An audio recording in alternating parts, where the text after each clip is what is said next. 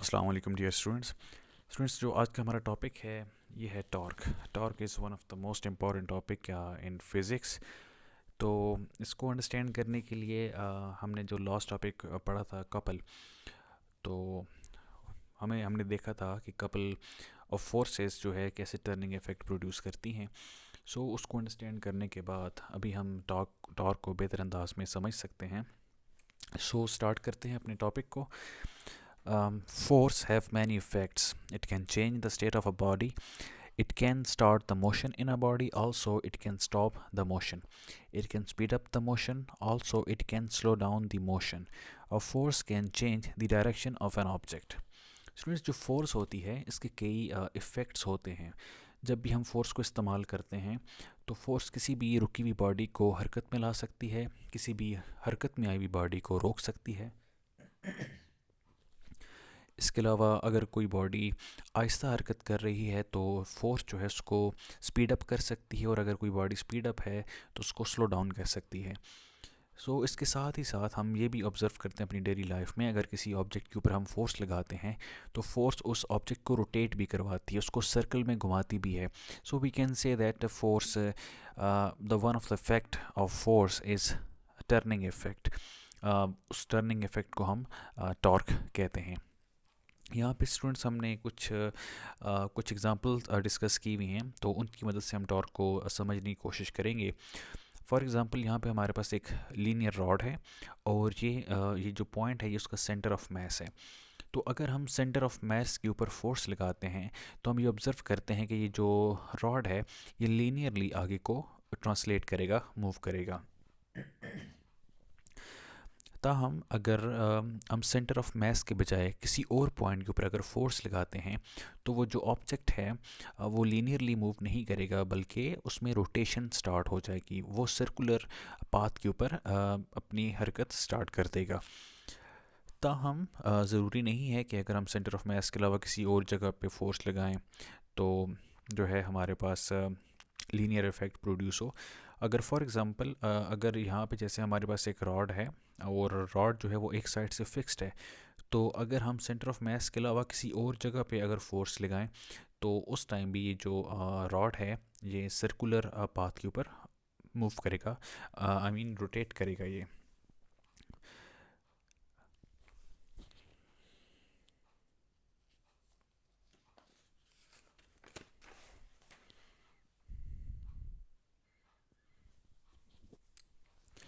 तो यहाँ पे अभी हम एक स्पैनर की एग्ज़ाम्पल लेते हैं। आप इसको रेंच भी कह सकते हैं, और यहाँ पे हमारे पास एक नट है जिसको स्पैनर की मदद से हम टाइट करने की कोशिश करेंगे। जो नट है उसके सेंटर को हम पिवट कहते हैं, क्योंकि जो रेंच है वो उसके अराउंड रोटेट करता है, और जो रेंच का जो दूसरा सिरा है उसको हम point of application of force कहते हैं, जहाँ पे हम फोर्स अप्लाई करेंगे।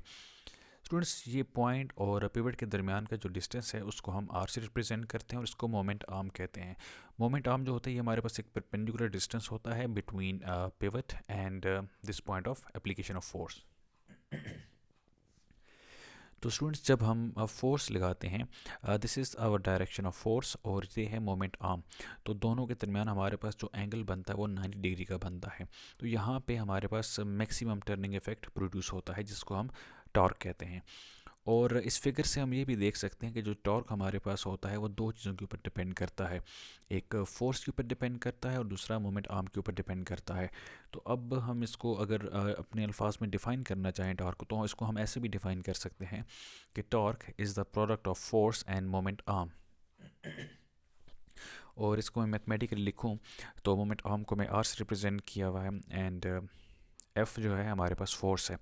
और हम देख सकते हैं कि दोनों के दरमियान 90 का एंगल बन रहा है, और both are vector quantities, and r and f when there is a cross between them they will give us another vector quantity, so here that is torque.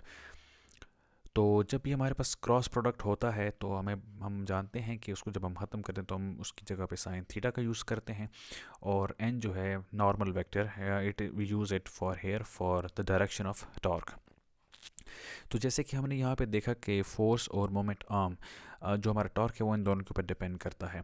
तो अगर जैसे कि हम बिल्कुल स्पैनर के एंड के ऊपर फोर्स लगा रहे हैं तो यहाँ पे हमारे पास मैक्सिमम टॉर्क प्रोड्यूस होगा।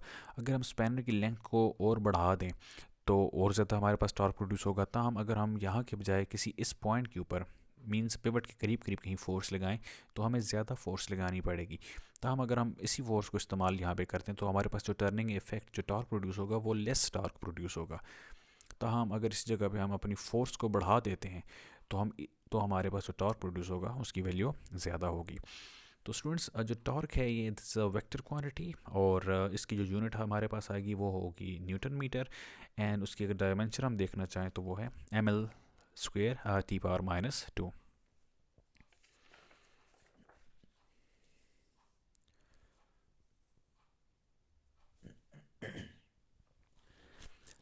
स्टूडेंट्स जो इसकी मैथमेटिकल फॉर्म है उससे हम देख सकते हैं कि किस जगह पे या किस सिचुएशन में टॉर्क हमारे पास मैक्सिमम प्रोड्यूस होगा और किस सिचुएशन में जो है टॉर्क हमारे पास उसकी वैल्यू मिनिमम होगी। तो स्टूडेंट्स जब फोर्स और जो मोमेंट आर्म है ये एक दूसरे के परपेंडिकुलर होंगे और इनके दरमियान मींस इसके दरमियान जो एंगल है वो 90 डिग्री का होगा, तो उस सिचुएशन में हम साइन थीटा की जगह जब 90 डिग्री पुट करेंगे तो as we know that sine 90 gives us 1, so and then we will get R F into normal vector.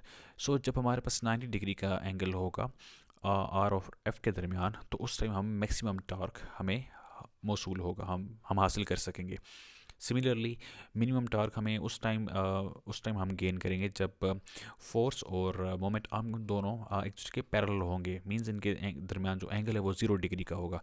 तो उस टाइम मैथमेटिकली जब हम थीटा की जगह 0 डिग्री पुट करेंगे तो we know that sine 0 gives us 0 which makes the whole equation equal to 0.